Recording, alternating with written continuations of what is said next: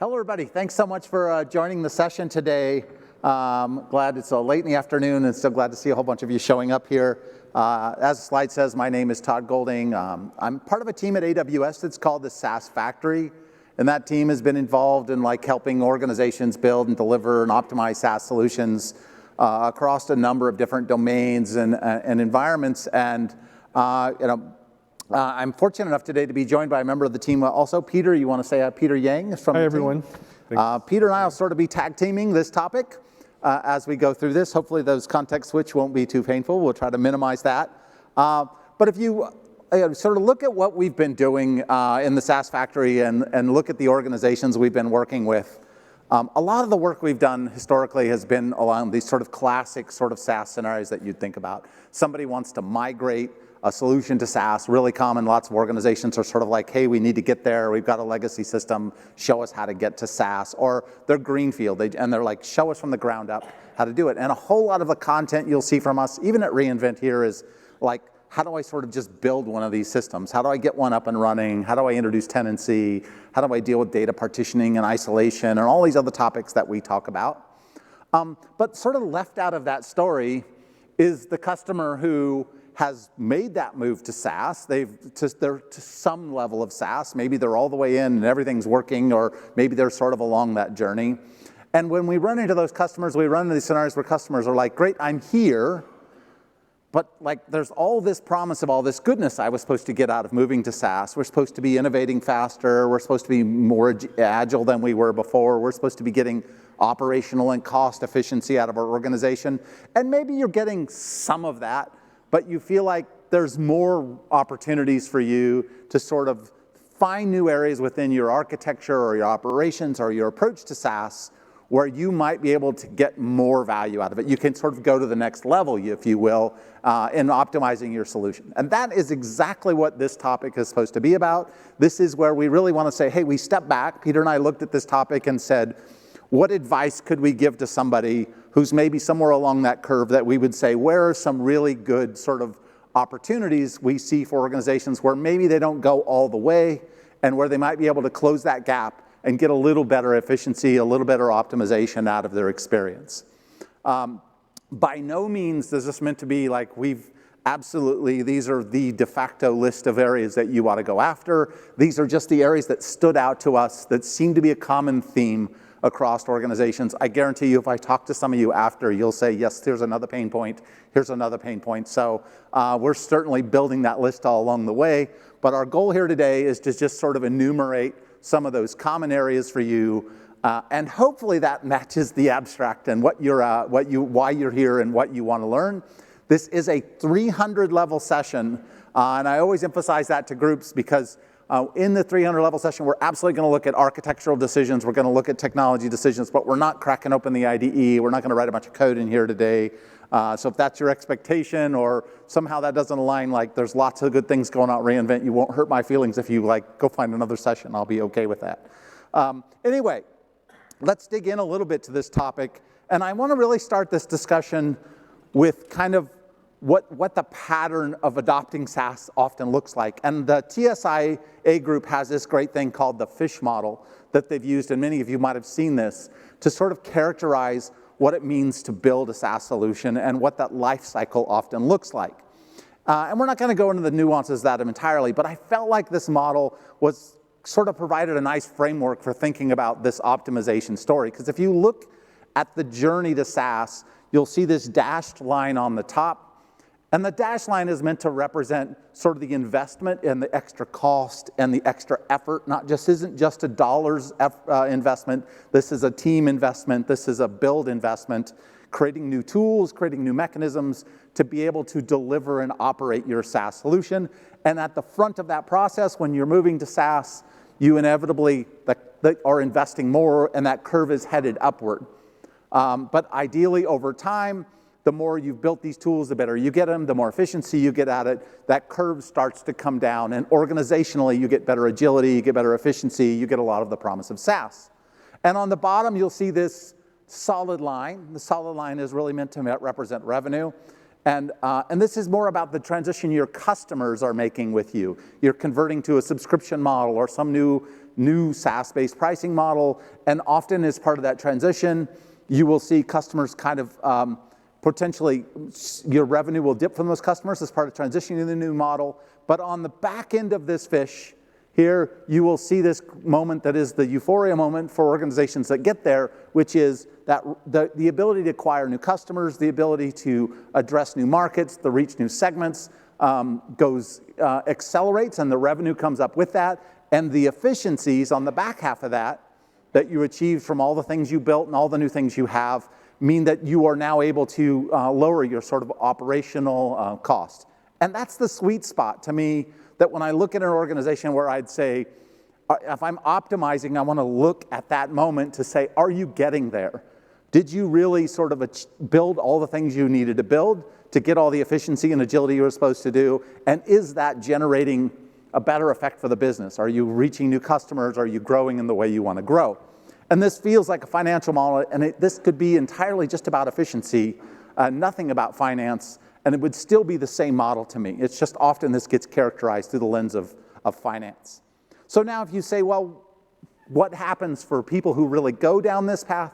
Well, the fish doesn't always look like that fish.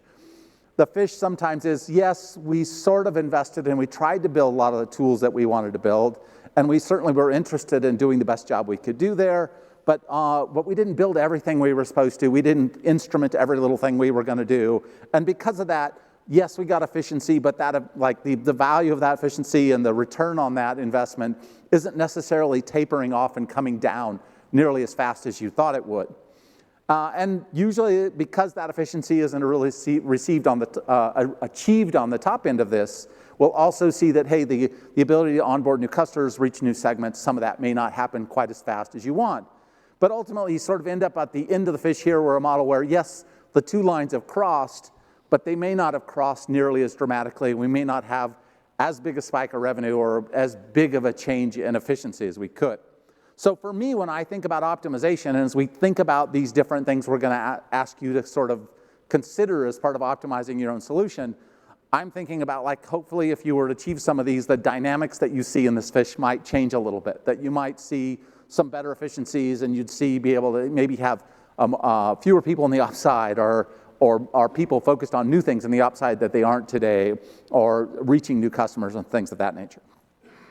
Now, if we're going to ask ourselves to optimize, this theme will be across this entire sort of discussion is, the only way I can see that anybody optimizes is if you really have solid data to drive that optimization discussion. Because like Peter and I can tell you all kinds of ways we think you might need to optimize, but if we don't really have good insights into what's going on inside your particular solution, we wouldn't know which things to go after. Some of the things we're going to tell you today, you're like, you either have them, or like you don't have the data to know whether you should even go after that area or not. So to me, the entire optimization discussion starts with, do you have the data and the insights built into your system to tell you where those opportunities are? As an example here, like I've got profiling tenant experience here. Do you know how long it takes a new tenant to onboard to your system?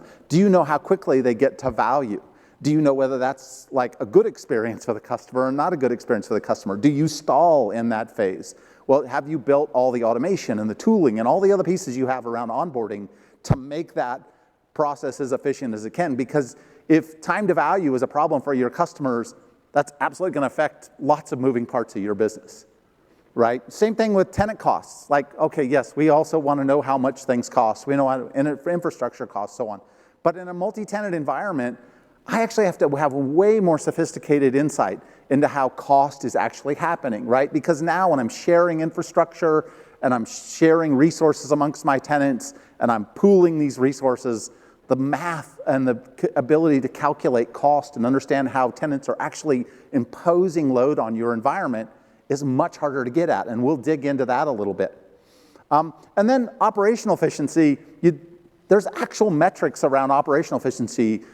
Peter will get into that a little bit, but there are things where we're going to look at how frequently you release, how frequent does something fail when it releases. Like, there's good hard metrics to go after to measure in your organization to say, are we really as efficient as we should be here?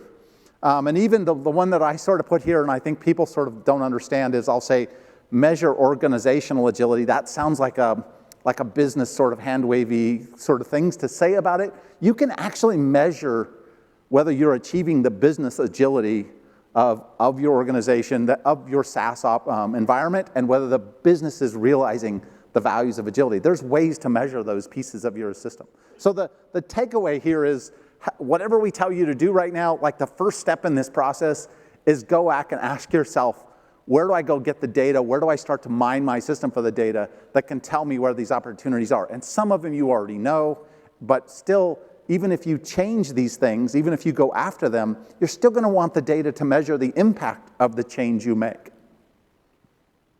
All right, I'm going to hand it over to Peter now, and he's going to talk a little bit about one of the first areas you can go after.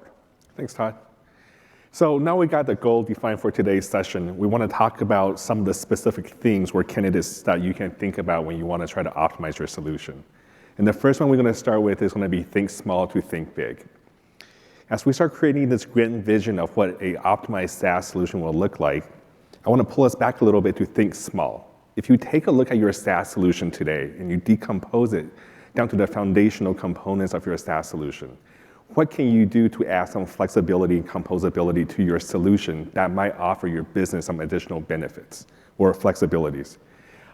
Maybe by adding those flexibility, you allow your solution to tailor to new tenant profiles, to support new isolation strategies, and so on. So by having these flexibility into your solution, your organization may be able to go into a new market segment that it wasn't able to go into before.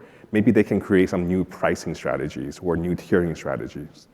So by looking at or starting with the components, the foundational components of your SaaS solution, you can potentially make a pretty big impact to your organization as a whole. Before I get into the how, I want to kind of highlight a challenge that SaaS providers have when we start creating an architecture design for our microservices. So we have a SaaS solution that consists of a set of microservices, and we have different tenants in the environment. So these tenants have different tenant profiles, they have different usage patterns, and we have to make sure that our SaaS solution can support this diverse range of very different experiences from the different tenants. But it doesn't stop there. In addition to the tenants that we have in the system today, we also have to think about the tenants that we're going to be acquiring tomorrow. What kind of usage pattern will they bring with them? What's the tenant persona that they're going to have? So when we're designing these applications, these microservices, we want to make sure that we can support the multiple tiers, the different personas, have solutions or a strategy to mitigate the noisy neighbor effect, make sure that we can scale to the new tenant profiles. And one thing I want to highlight here is that you want to avoid getting yourself into a one-size-fit-all type of blueprint.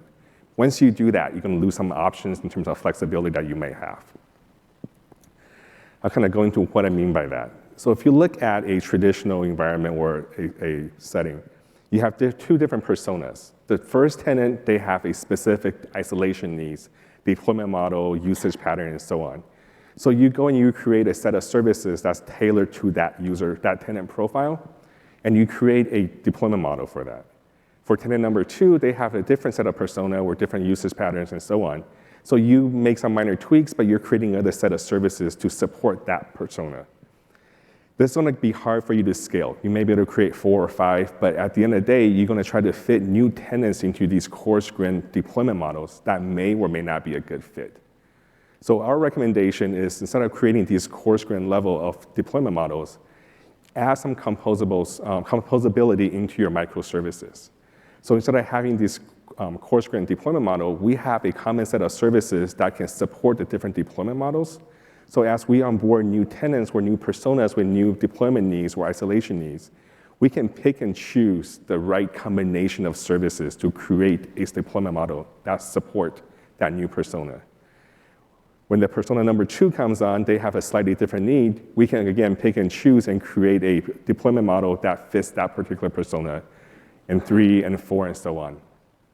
By having this flexibility in my solution, that also allowed the organization to define additional benefits that they may be able to bring to their customers.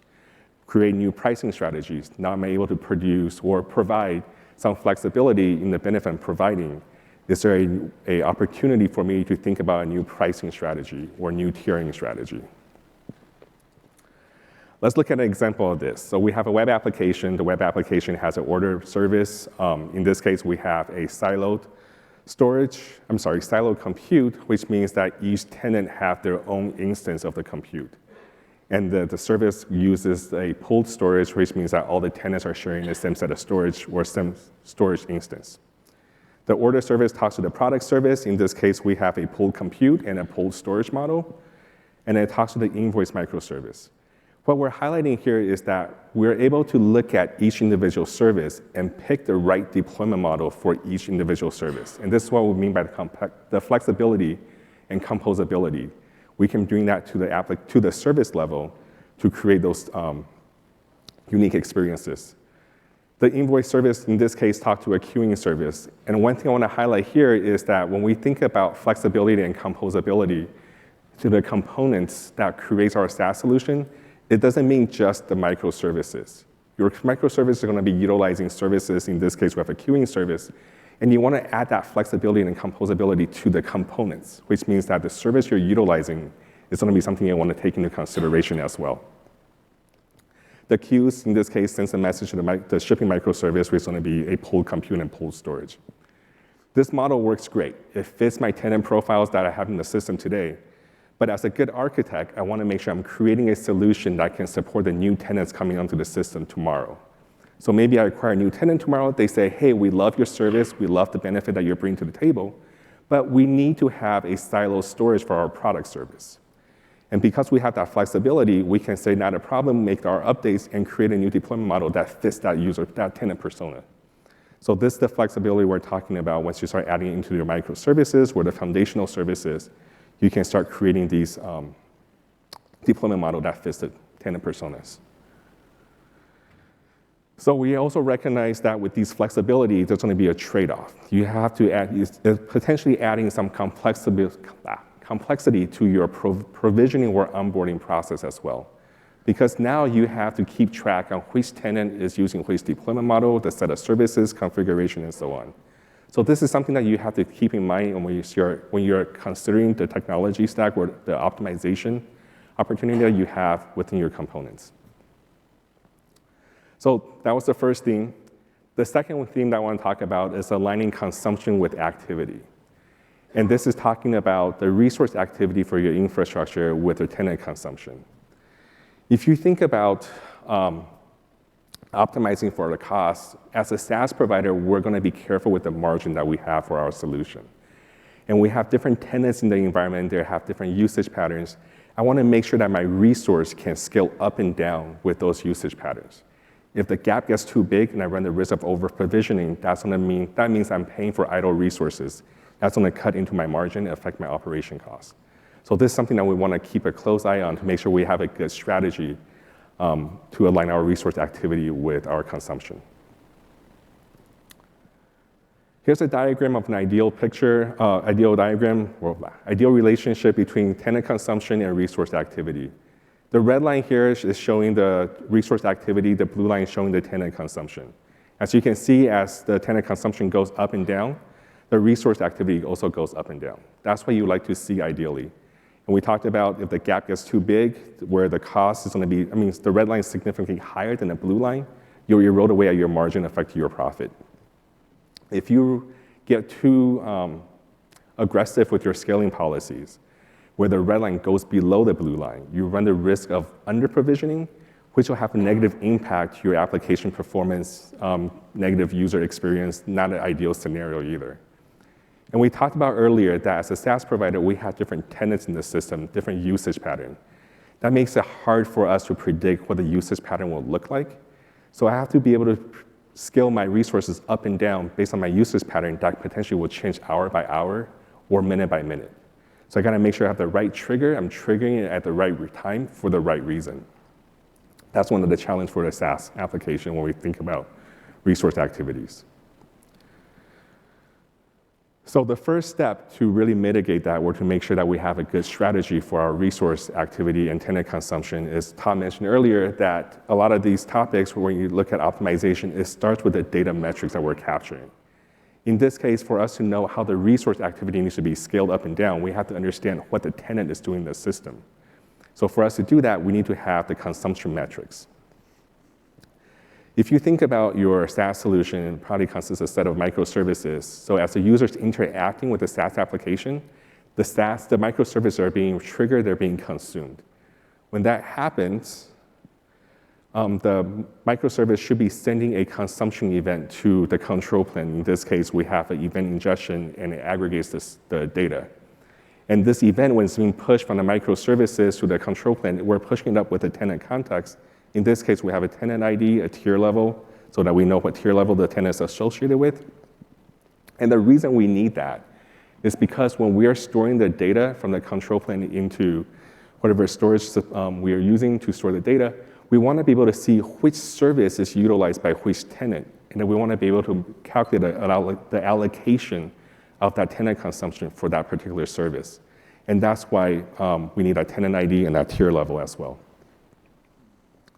So some of the data that we want to capture when we think about consumption metrics, we talked about the consumption for the resources. We want to also capture data about the usage pattern and the features to see whether we can identify any patterns or not. We also want to capture consumption about the specific microservice as well. Is my microservice triggering additional resources? Am I running an opportunity? Do I have an opportunity to optimize my resource activity based on my microservice consumption? And whatever data that I store, I want to make sure that I can surface the data. I can provide a view for my users to see the data. And when I create this view, I want to make sure that I support multiple contexts. I want to be able to see what each tenant is consuming, what each tier of tenant is consuming, and what services are being consumed. So these are just some examples, and this is going to be something that you have to evaluate with your business, your organization, to determine what are the right view or the right filter that's going to be needed for your organization. I want to talk about a specific example, or one of the examples for the challenge associated with right sizing. So in this case, we have two different tenants. The red squiggly lines kind of signify the usage pattern. So you can see when tenant number one is heavily utilizing the system, tenant number two may be on the low end of the spectrum. And later, maybe the next minute, maybe the next hour, it shifts. In this particular example, we have tenant number one and tenant number two using a pooled microservice. They're talking to the same instance of microservice. But because of performance consideration, we have tenant number one in a siloed in their own dedicated storage instance. And because I'm using Amazon RDS, I have to specify a specific instance type when I spin up this RDS instance. Tenant number two, they get their own siloed storage as well. They have their RDS instance. I also have to specify an instance type. Tenant number three, I'm going to put them in a pooled infrastructure, which means a pooled deployment model, which means they're going to share the same deployment, the same storage as other tenants who are in the pooled model as well. The application runs a little bit, and I notice that my tenant number one is experiencing a performance issue. So now I have to upsize the instance to a different instance type, migrate the data, migrate the instance, and the application will keep on running. For tenant number two, I noticed that I'm over-provisioned. So now I'm paying for idle resources, so now I want to downsize my instance type. So I go through the same process, switch my instance type, move the tenant, and so on. Application runs for a little bit longer, and I notice that now I'm over-provisioned for tenant number one, so I need to downsize that instance type. And tenant number three, because you're in the pooled, it becomes a bigger challenge or a question mark in terms of what is the right instance type. If I under-provision, I run a performance issue, so chances are I'm going to over-provision on that pooled infrastructure. But if you think about the effort that's involved in creating these scripts to manage the right sizing, you have your DevOps or your operation team monitoring the system, identifying the right trigger or the right usage pattern, create the script, test the script, and it doesn't stop there.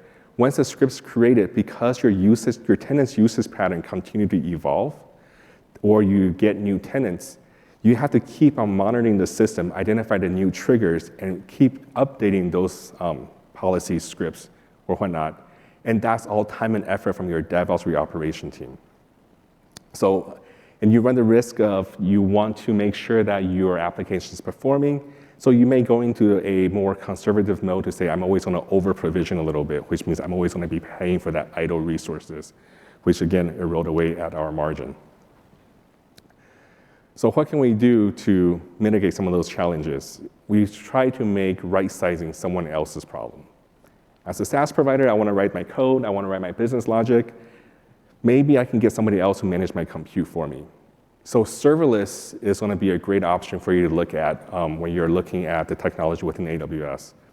And with serverless, you don't have to manage the compute. You allow AWS to manage the compute underneath, and you just have to worry about your code itself. And with a lot of serverless technology, you only pay for what you use, which means that you don't have to worry about those idle resources, the cost for managing those, and having an impact on your operation cost.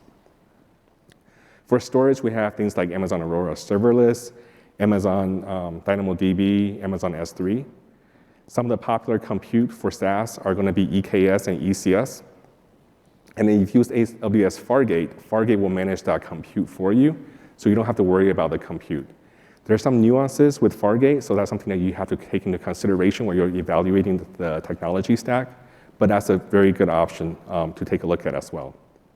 AWS Lambda, that's another popular one. You write the function, you deploy the function to Lambda. Lambda will upscale or scale up and down as it needs to based on the consumption, and you only pay for what you use. And if you start looking at serverless, this is an area that we continue to invest in and continue to grow in terms of the scope or the domain that it supports. As an example, with analytics, we have Athena, Amazon QuickSight, Amazon EMR, and so on. So serverless is a great option. In addition, you also have an opportunity to save on those DevOps and those operation team resources that we talked about earlier in terms of the process it requires to monitor the system and then create the right triggers, maintaining those scaling policies. You don't have to worry about that anymore. So serverless, again, is a great option, but it may not be right for every single situation or use cases. So you have to kind of think about that as you're evaluating to see whether this is a good fit for your organization or your solution. But we also talk about the flexibility within the microservices or those individual components. So when you start looking at the technology stack you're able to utilize, don't think about the application as a whole. You don't have to say my application only uses serverless or it only uses something else. You want to look at it at a service level. Remember that diagram we had earlier? We had the specific services. Maybe some services can use serverless, and maybe some services continue to use the same stack that you're currently using today. So just keep that in mind to have that flexibility in your mind as well as you're evaluating. Thanks, Peter. Mic back on, I hope. Awesome. So far, I think we've mostly looked at like data and insights you need here, right? We've talked about Peter talked about, can we just make a more composable experience? And then how can we sort of make sure that experience is running as efficiently as it possibly can, so the consumption of the resources very much aligned to the activity of tenants, right? To me, that is like the first sort of baseline things you have to know. And how do you know that? You're not going to know that without awesome metrics and insights, so you've got to be sort of collecting that data. But even if you have a sense of how people are consuming your resources, you've right-sized those resources, you've got all that going, you don't necessarily always have a good sense of how that is going to affect the cost footprint of your application. And this has been like the holy grail for a while. I've done talks on this before, and I know there are partners and other services that are working really hard to be able to say, how do we help SaaS organizations actually correlate the actual activity of tenants with the cost that tenant is imposing on my system. Application Cost Profiler, Cloud Zero, others are all wandering around the space doing the best they can because it is like an essential piece of data. It's an essential metric you have to have. And I will say more than 50% of the SaaS companies I deal with don't have this metric. They don't even have anything close to this metric. They're just sort of like get their bill and sort of do the math that they do and hope that that's kind of enough that they can make good decisions, because the effort to get to getting this data isn't easy. And I don't think anybody has made it entirely easy except for certain stacks and in certain scenarios, but nobody's made it globally easy yet. And apologies for some of you might have been in my other talks who've seen this slide already, but it's an important point to make here around why this piece of data is important to you. It's not just an accounting function, right? I'm not really just trying to figure out like how much money are we spending on infrastructure per tenant so that we can keep track of that every month. I want to keep track of that data because that data tells me something about the nature of my infrastructure and my architecture and how well it's aligning to the experience of my individual tenants. And I have this example I've sort of extracted from my time in an e-commerce place where we had 3 very different customer experiences: basic, standard, and advanced tier customers. And we had lots of activity and lots of traction and lots of success with our solution, but we weren't making a lot of money. And we didn't understand why we weren't making a lot of money. And so we had to go dig to go get this data and go find out what are these individual tenants and these individual tiers doing, and how are they sort of imposing costs on us as a business. And what we found is we had these basic tier tenants who were like the $50 a month tenants who were generating tons of activity, and they had these big old catalogs of products they were selling on our site, but they weren't actually selling a lot of products successfully, and our revenue was tied to how many products they sold. Meanwhile, on the other end of that spectrum, we had these advanced tier tenants, and these advanced tier tenants only sold a few things, but they were really good at selling them, and they had whatever it is they were selling, people really wanted it, so they were moving all kinds of product with really tiny catalogs and generating a ton of revenue for us, but not generating a lot of cost for us. So what we found out only from having this data was like, it's all out of balance here, right? We can acquire these basic tier tenants all day long, and all they're doing is costing us money. So for me, if I'm running a really good, a really rich, fully optimized SaaS environment, I have to want to know what this data looks like, because I'm going to make throttling decisions, I'm going to make tiering decisions, I'm going to make architecture decisions that make that experience different for that basic tier tenant than that advanced tier tenant, so the value aligns to the actual consumption there. And the reason this is hard, and some of you already know it, is when you look at how we normally think about cost, we normally say, oh, we've got this infrastructure resource. I'm using Amazon ECS, and I'm consuming RDS, and it's got an instance, and somewhere in that RDS instance, I'm actually storing data physically, and so therefore I have storage that I'm paying for as well. And we normally think about the left-hand side of this experience, which is we are paying for cost of infrastructure. So I get a bill and I know how much ECS cost me. I got a bill, I know how much RDS cost me, but I have no clue how that influences what individual tenants are costing me. So if I look, for example, at a moment inside that ECS, and I see, oh, there's 3 tenants currently running in there, they're not necessarily consuming that resource equally. If I look at RDS, I might have the same issue, and if I look at storage, I might see a different distribution pattern. So somewhere, I have to get from these higher level notion of infrastructure costs to consumption units. How do I know what each individual tenant is consuming at a moment in time, and how do I aggregate that? And that's why this is a crazy hard problem, is because sometimes the only way you're going to get that data is by saying, we're going to actually, as a business, go commit to capturing the metrics and the data that's needed to be able to find this out. And that's where everybody stops, because then it's like, no, we need to go do something else. Something's more important to the business. But I'm telling you, if you're going to try to optimize your SaaS solution, this has to become a priority. And it doesn't mean I have to know every single thing that's being consumed and every single pattern in my system. You get a bill and you know probably 80% of your bill is contributed to these 6 services or whatever it is. Just for those 6 services, go profile consumption, and you'll probably already half the way there. So there's low-hanging fruit things you can do to get to this data without just instrumenting every single last bit of your system. But to me, it's flying blind as a SaaS business. And it's an area that I've been talking about for a very long time, but for some reason, even though everybody likes it, for some reason it hasn't really manifested in the way of people actually sort of dedicating lots of resources to doing it. And maybe the hope is that a tool is going to solve this problem entirely. That would be my hope, but I'm still holding out hope for that to be true. But even after you get this consumption data, even after you know it, so you see on the left-hand side, I've got a set of services and a set of consumption data that I've captured for these services. I only know the percentage of that service that they're consuming, but I don't know the cost affiliated with that. And that's the second half of this problem, which is if you're going to go do this optimization, you're going to have to go out and correlate that to the bill. Now, fortunately, there are good tools to help with this. Application Cost Profiler will help well with this. It'll go out and get your detailed billing report and do all the other stuff that needs to figure out how to do this.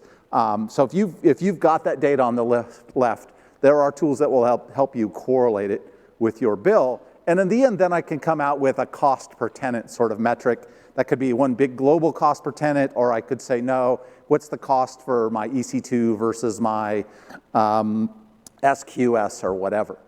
And my belief is the companies I do see that have this is like actionable data for them. They are continually refining their solutions based on having this data. So it's not, again, not an accounting piece of data. It's definitely more than that. So Peter, I think you're going to shift to how to optimize operations side of the story. I'll hand it back to you. So we talked about a few themes or candidates on the architecture design side. But if you remember, Todd said earlier in the beginning that when we think about optimizing our solution, it's not just about how we're designing our code. We have operational efficiency, we have organizational agility. So when we think about optimizing, we also have to think about what we can do to help impact our business, to really help optimize our SaaS business.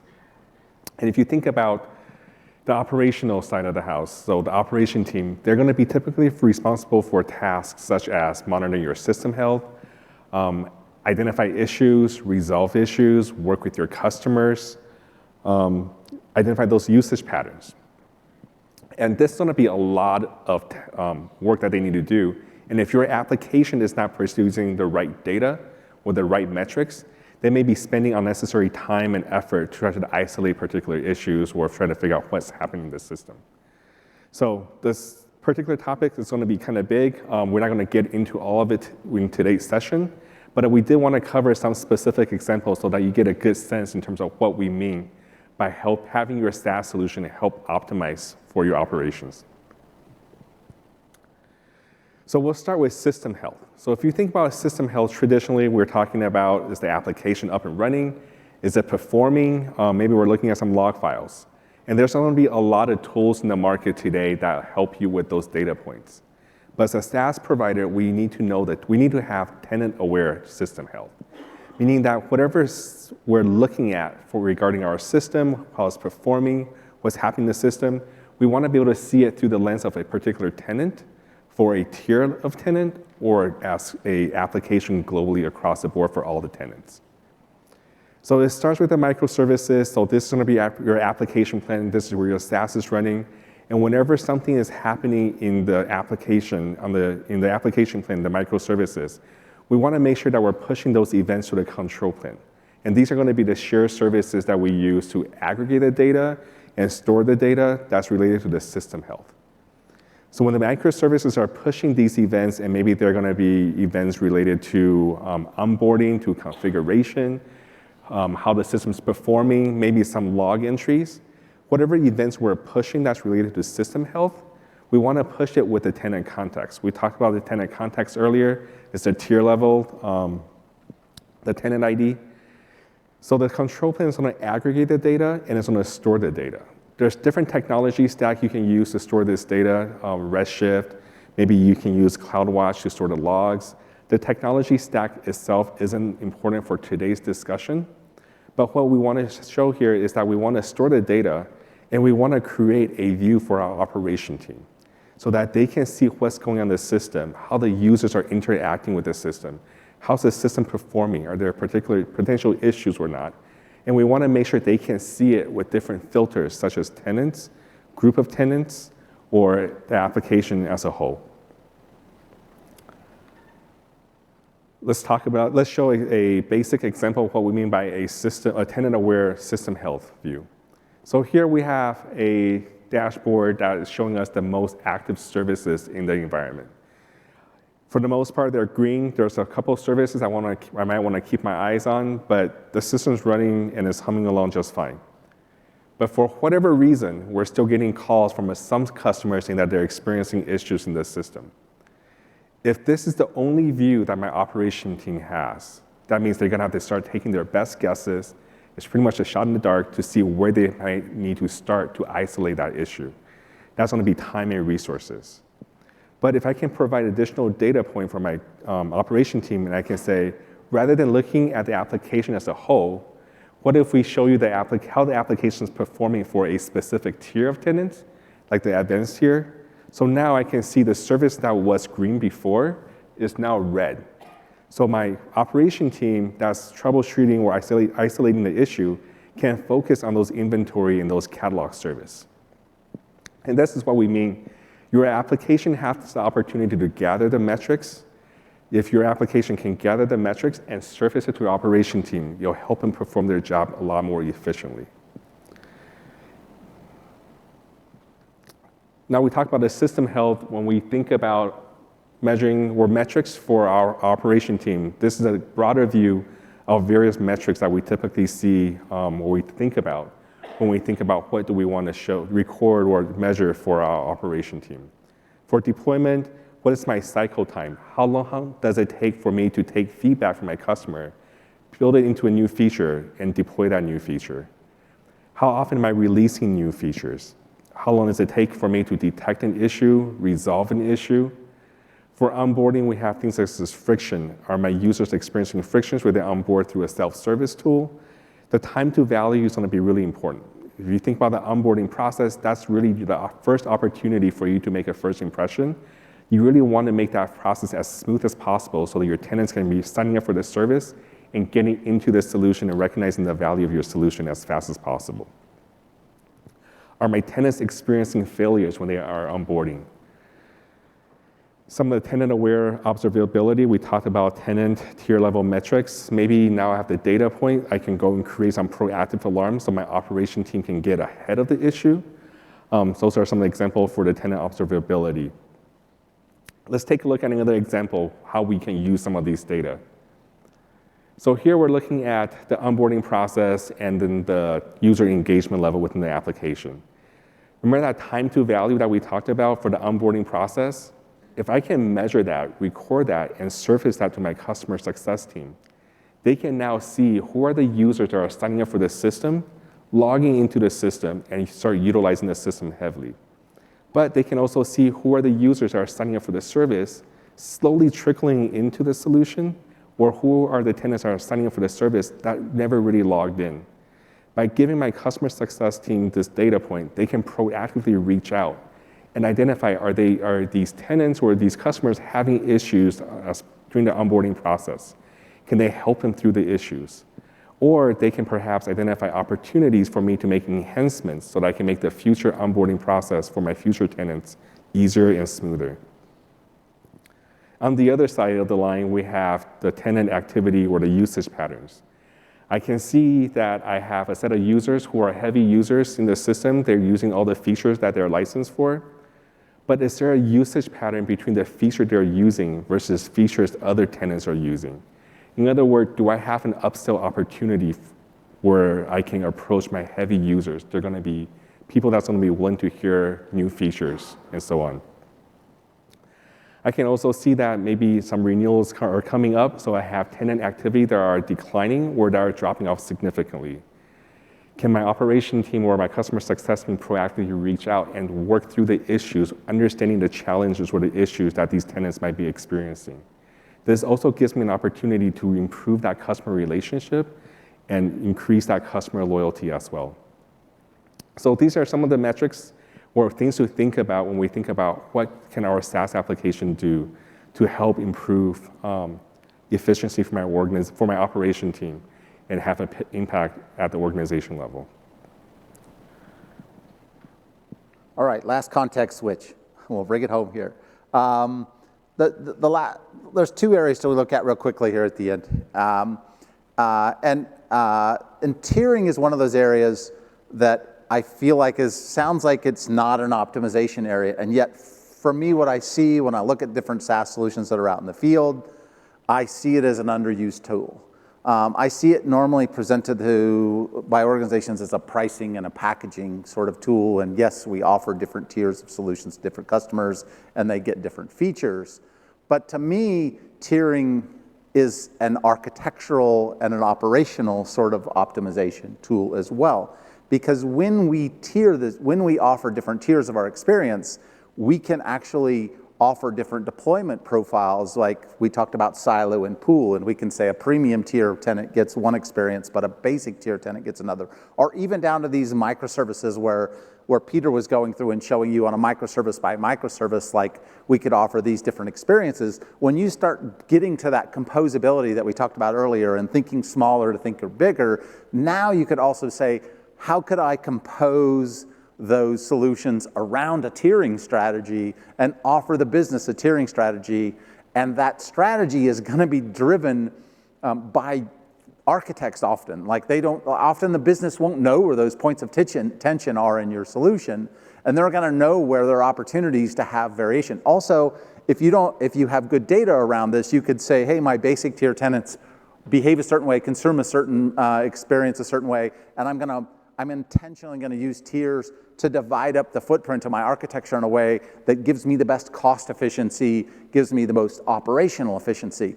Some cases here, just to be totally fair to this, I might even trade a little bit of operational complexity for better cost efficiency here, right? All these issues of like chasing, scaling, tasting, sizing of these environments, they're tough, and sometimes tiering is a tool you get to deal with some of that, right? If I can put all my pooled tenants into one bucket, and yes, that pooled place is hard because customers are coming and consuming in all these strange patterns, but they're in a separate bucket where, as a basic tier tenant, you kind of signed up for a slower SLA here, and some of the things I struggle to keep that environment being exactly what it is what you get as a basic tier tenant versus as I move up to other tiers, now I can say, yeah, now you're a little more over provisioned, or you've got some siloed resource, so but you're paying for it now.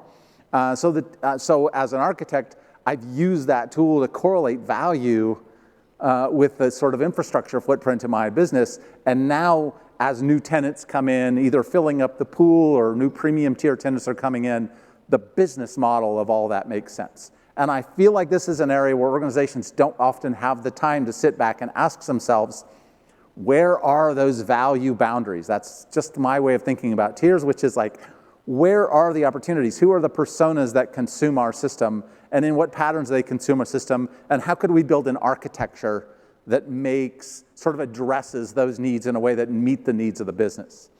And I've got a really simple example here that is just, and apologies again if you saw my tiering talk a little bit, so it's a little overlap, but if I have these basic tier tenants and I've got them all in this sort of pooled environment, sharing all their infrastructure, and they're consuming it, it's my job to figure out what's the experience on the other side of that line that is going to be compelling enough for somebody to go to advanced tier. In this case, I've just got some cheesy example where I showed a couple of services are carved out and they're deployed in a siloed model, so they're not shared by tenants. And because those services are either giving you better isolation or they've eliminated a noisy neighbor or something of that nature, I'm getting more value, and we presume that's enough value.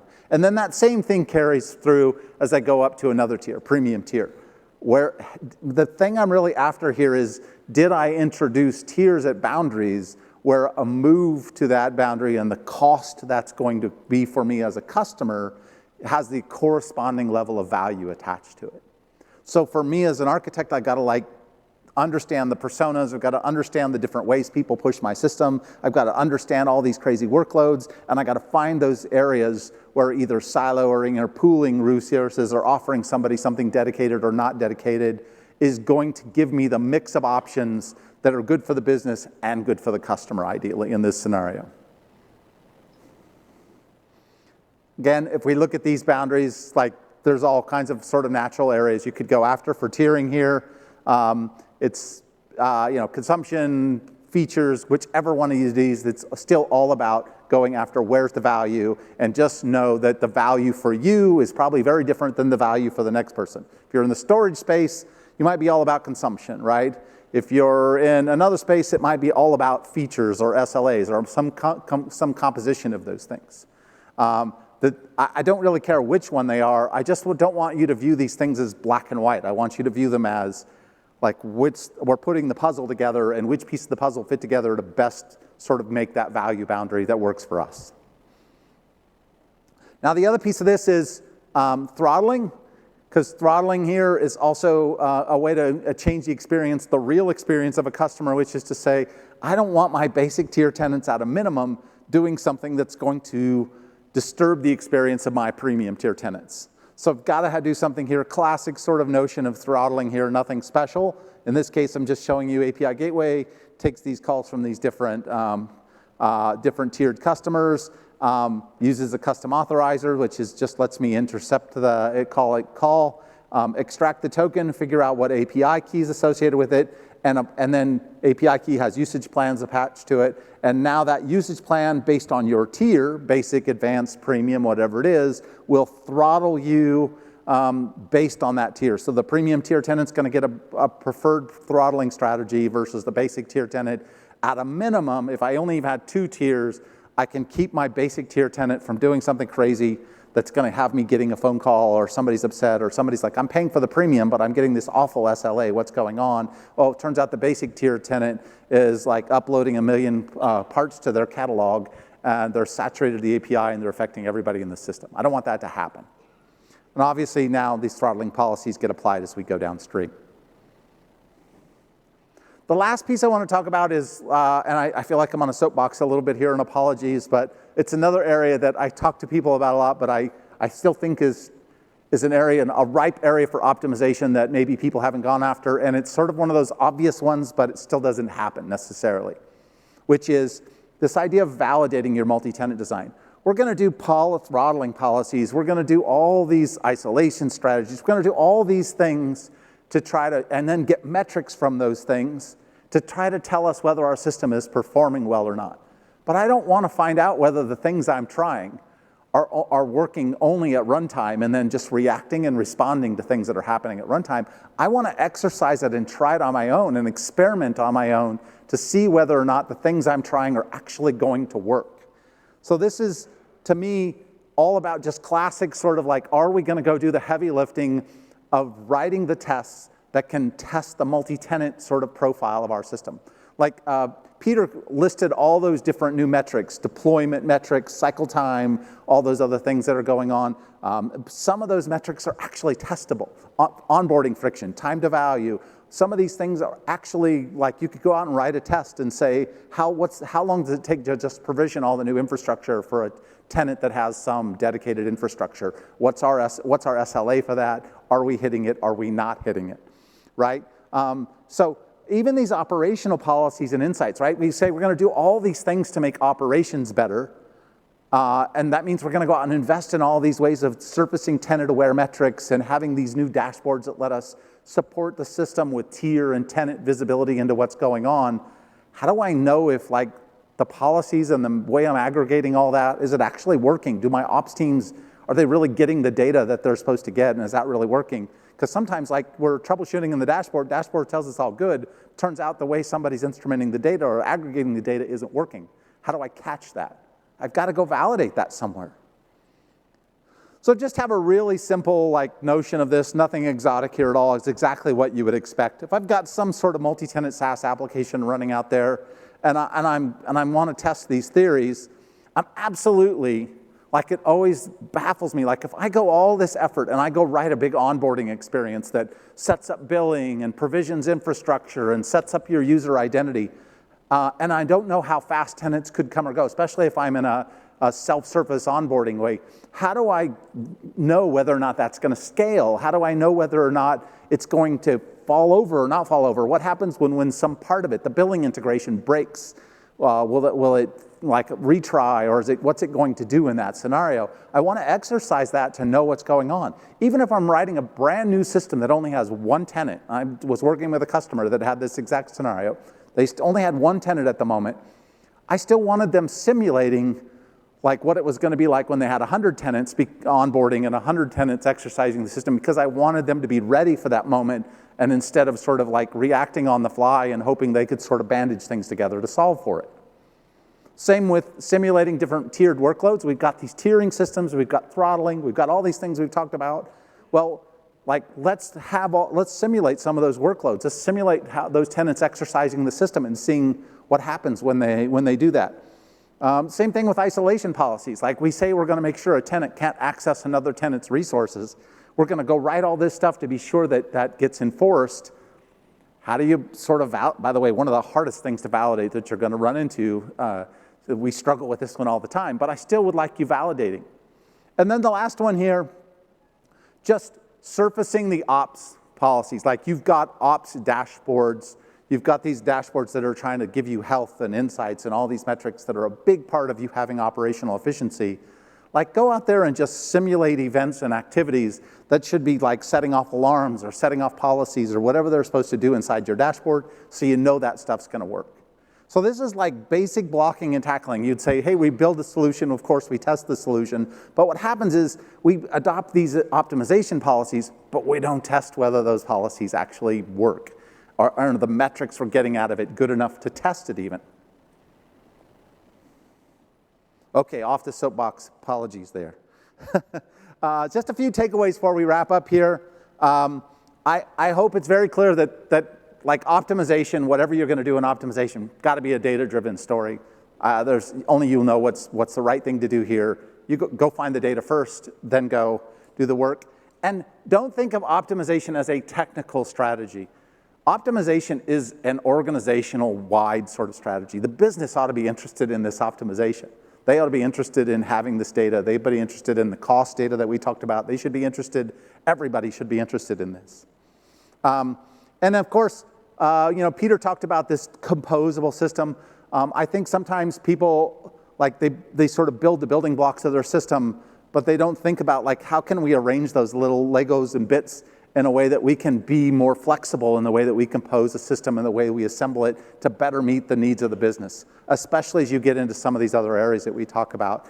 And in general, I want the business to be able to come to me, and if they say, hey, we want a new tier, or we want to like offer this new market segment, something new, I want to be able to say, like, we can do that. Like, it's not we might have to go write some code, but we can do that. Obviously, I hope you can see that tiering is more than a pricing strategy, and that it certainly can play a huge role in your optimization bits. And then, by all means, don't think about operations purely as health. Like, operations isn't just, is it running, is it on? Operations as, is it scaling efficiently? Is a customer having a good experience? Are customers onboarding quick? I want to know those things even if they are succeeding. Maybe they're not succeeding with the best experience they could get. And then, obviously, you've got to put cost in here somewhere. You've got to think about like real cost. Like what's the infrastructure cost for your tenants? How do you get to that data? And finally, you got to know what your tenants are doing and why they're doing it. You just got to have, like, don't leave tenant activity out of this. How are they consuming your system? Which feature are they consuming? Why? Because even as I'm looking at these other events, a lot of times the operational event is tied to some usage pattern or some consumption of the system. Okay, just real quickly, there are other sessions that are SaaS sessions that are going on right now, series of breakouts, some great workshops that are going on, EKS and serverless SaaS workshops, and a microservices workshop where you can kind of get in the nuts and bolts of these things. And there's a bunch of chalk talks going on across a whole bunch of topics here, and a builder session. Peter's part of that builder session. And then lastly, if you want to take a picture, this may be the one you most want to take a picture of. These QR codes will take you to like our reference architectures, our blog posts, white papers, a bunch of that stuff that's out there that is the underlying bits and more detailed bits of this solution. But other than that, hopefully that was useful to you. I know optimization, always a tough topic, always hard to know whether we're really hitting everything you want, but hopefully that was valuable to you. Thanks, Peter, for your part of this, and enjoy the rest of reInvent. Have a good day.